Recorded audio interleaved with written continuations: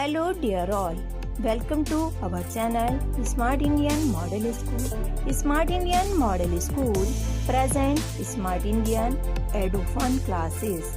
EduFun online classes includes course studies of playgroup to class 12, emotional and communication skills, happiness classes and DIY activities. कि student अब बात कर लेते हैं numerical के सेकंड पार्ट की। कह रहा what are the components of a vector a along the direction i plus j and i minus j. यानी ये जो वेक्टर दे रखा है मुझको ए वेक्टर, मुझको कह रहा है इसको अगर मैं रिजोल्व करूं इसकी डायरेक्शन में, इस वेक्टर की डायरेक्शन में और इस वेक्टर की डायरेक्शन में, ठीक है, तो उसके कंपोनेंट मुझको क्या मिलेंगे, यानी क्या वेक्टर मिलेगा। कहने का मतलब क्या है कि आपको ये वेक्टर है, एक वेक्टर दे रखा है और दो वेक्टर, एक वेक्टर ये है और एक वेक्टर ये है, तो इस वेक्टर को यानी वेक्टर ए को आपको ये जो वेक्टर है इसके और इसके अलोंग इसको रिजोल्व करना है टू पार्ट में। ओके, तो कैसे करते हैं, कल हमने बताया था, सबसे पहला यहीं से शुरुआत किया था लेक्चर। क्या था कल कि कोई एक वेक्टर, हमारे पास दो वेक्टर थे, एक वेक्टर ए था, दूसरा वेक्टर क्या था, बी था, इसके अलोंग एक अनदर वेक्टर पी था, ओपी था। हमको क्या करना था, इस वेक्टर ए को इसके अलोंग और इसके अलोंग में यानी इनको ब्रेक करके लिखना था। तो मैंने क्या बताया था, ये इसको क्या करना है, हमको रेजोल्यूशन करना है ना इसका।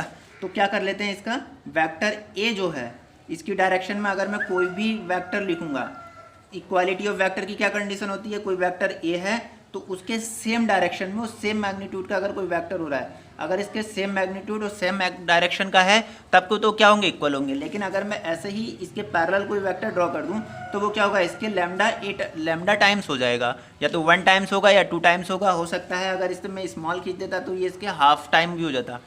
यानी अगर किसी भी वेक्टर की डायरेक्शन में कोई वेक्टर ड्रा करें या किसी वेक्टर के पैरेलल हम कोई वेक्टर ड्रॉ करें तब हमको क्या मिलता है, उसी वेक्टर का कुछ ना कुछ इंटीजर रियल नंबर मल्टीपल मिल जाता है। ओके, तो ये हमने ओपी ड्रॉ किया, क्या आ गया, लैम्डा ए।